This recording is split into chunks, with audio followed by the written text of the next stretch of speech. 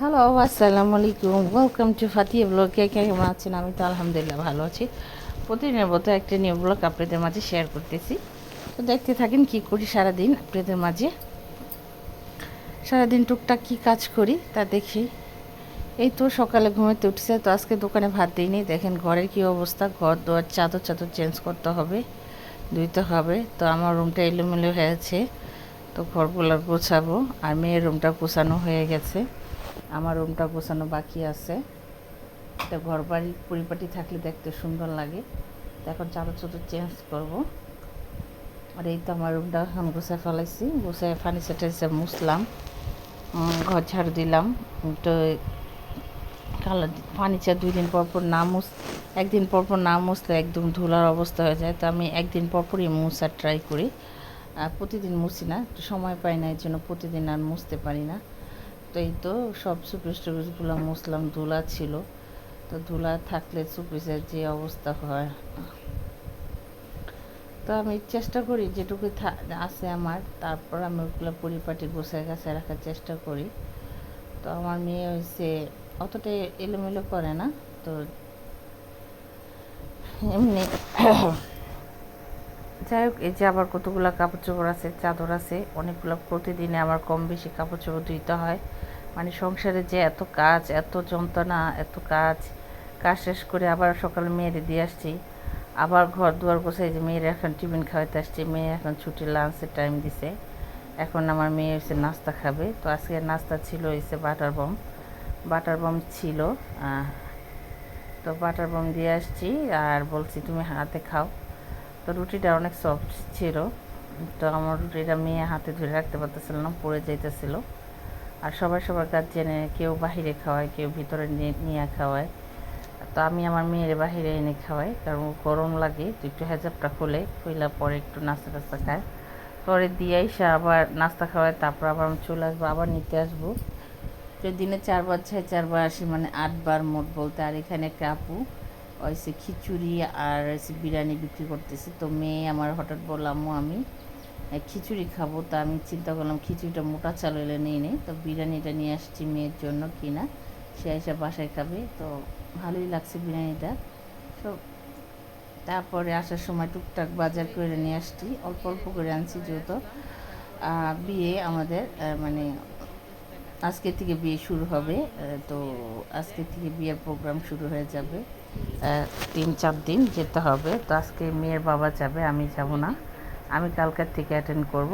আর তো এখানে অল্প অল্প সবজির যে দাম, কাঁচা সবজি, তো এখানে আমি অল্প অল্প করে ঢেঁড়স আনছি, পটল আনছি, তারপর কচুর লতি আনছি কাটা, তারপরে ধনে পাতা, কাঁচামরিচ, তারপর মেয়ের জন্য কলা, বিরিয়ানি, তারপর পাট শাক। তো ওর বাবা দিয়ে গেছে 100 টাকা, খরচ করছি 200 টাকা। তো এরকমই টুকটাক যেগুলো জমাই, তারপর ঝড়ের জন্য যা লাগে তো যে আবার আমি নিজে নিজে খরচ করে, ওর বাবার থেকে চাই না। আমার যা আছে আমি তা দিয়ে টুকটাক চলি। তো এই তো টুকটাক অল্প অল্প বাজার করছি। তো এখন আর লতি কাটতে ঝামেলা নাই, লতি কাইটা বিক্রি করে।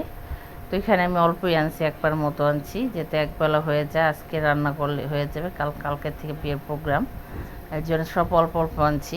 কারণ ওর বাবা এখন সময়ের জন্য ব্যস্ত থাকে, এখন সপ্তাহে বাজার আর করতে পারে না সময়ের জন্য। তো আমার যেটুকু লাগে আমি একটু একটু করে কিনে নিয়ে আসি, যেটা খেতে ইচ্ছা করে আমি সেটা নিয়ে আসি। আর মেয়ের বাবারে আমি একটু যেটা খাওয়াইতে চাই সেটা একটু একটু করে নিয়ে আসি।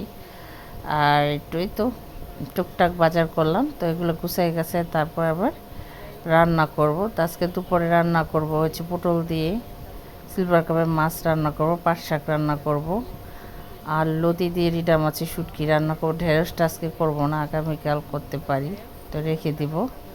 সব কাটাকুটা করে তারপরে যাব রান্না করে। রান্নার কাজ শেষ করতে না করতে আবার মেয়ের আনতে যাব। তো আমি এই আসি এই যাই। তো এখন আমি বসাবো রান্না। তো আমি এখানে রান্না বসাই দিচ্ছি। এখানে হচ্ছে পটল দিয়ে, আমি যদি একা খাবো, যেহেতু বাবা বিয়ের গায়েলুতে আছে, মেয়ের বাড়ি যাবে গায়েলুতে। তো আমার জন্য আমি হচ্ছে মাছ লাভার, তো আমি পটল দিয়ে মাছ দিয়ে রান্না করবো। এটা হচ্ছে সিলভার কাপ মাছ, আমার খুব ভালো লাগে মাছটা খেতে। তো মাছটা তো হয়ে গেছে, তারপর হাতে মেখে আবার লতিটা বসাই দিয়েছি। রিডা মাছের শুটকি দিয়ে ঝাল ঝাল করে মানে রান্না করছি। লতিটা খেতে ভীষণ মজা, আমার তো ভীষণ প্রিয়। তো আমি অল্প করে রান্না করছি, খাবো।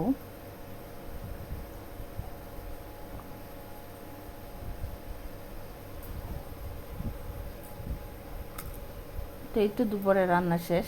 এই তো লতির তরকারিটা অনেক মজা ছিল, অনেক। যারা শুটকি লাভার তারা মনে করে একটা শুটকি হলেই মনে করে ভাত, এক প্লেট ভাত ফিনিশ করে খাওয়া যায়। আর এই তো আমার পছন্দের শাক, পাট শাক আর বোম্বাই মরিচ। তো এটা দিয়ে আমি খুব মজা করে আজকে খাওয়া দাওয়া করেছি। আর এই তো আমার মাছ, এটা হচ্ছে সিলভার কাপ মাছ। মাছটা আলু দিই নেই, পটল দিয়ে রান্না করছি, যেহেতু আমি খাবো একা, ওই জন্য। তো আজকে দুপুরে রান্না বান্না আমার হালকা পাতলা, আজকে ডাল রান্না করিনি।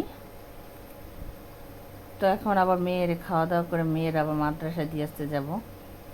তো দুপুরে তো নিয়ে আসছি 1টার দিকে, এখন আবার 3টার দিকে যাচ্ছে মেয়ে মাদ্রাসা যাচ্ছে। দিয়ে এসে আবার আসর নামাজ পড়ে তারপর আসবে, তারপর আবার নিয়ে আসতে হবে। তো অনেক লেট হয়ে গেছে, বলতেছি তাড়াতাড়ি হাঁটো বাবা। তো মেয়ে একটু যেতে চায় না, একটু অলসতা করে, কিন্তু আমি চিল্লাচিল্লি করে নিয়ে যাই। তো এই তো আবার বিকালে নিয়ে আসছি। আসার পরে 5টা বাজে নামাজ পড়ে আসর নামাজ পড়ে আসার আধা ঘন্টা পরে আবার ম্যাডাম আসে। তো ম্যাডাম আসছে এই জন্য নুডলস রান্না করতেছি। তো এই তো ফাতেহার জন্য নুডলস রান্না হচ্ছে। মেয়ে আমার খুব নুডলস প্রিয়, বলতেছে আমি নুডলস রান্না করো। তো আমি তুমি পড়ো, আমি তোমার জন্য নুডলস রান্না করতেছি। তো এই তো মেয়ের জন্য এসে নুডলস রান্না করতেছি। একটা দিন হচ্ছে ছোটো, দ্রুত সময় চলে যায়, কীভাবে বলা যায় না, দিন একেবারে ছোট হয়ে গেছে। তো কাজ করেও মানে দিশা পাওয়া যায় না, একদম ছোট টাইম। দিনটা হয়ে গেছে ছোটো, মানে কাজ করে খাওয়া দাওয়া করে মানে সময় পাওয়া যায় না, কীভাবে যে সময়টা চলে যায় তা জানি না। তো এই অবস্থা, মানে যে সংসারে আমি মানুষ মনে করবো যে একা আছি, একা থাকলে যে কাজ নাই।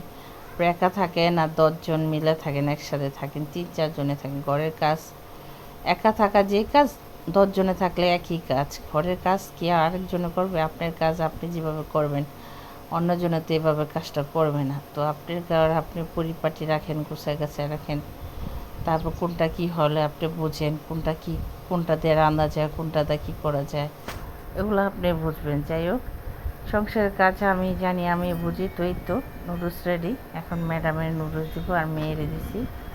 আর সাথে ছিল পেয়ারা অনেক কুচি ছিল, তো পেয়ারাটা কাটলাম, সন্ধ্যার নাস্তা দিলাম। যাই হোক, ভিডিওটা ভালো লাগলে লাইক করুন, শেয়ার করুন, ফাদার ব্লগে থাকবেন। আল্লাহ হাফেজ।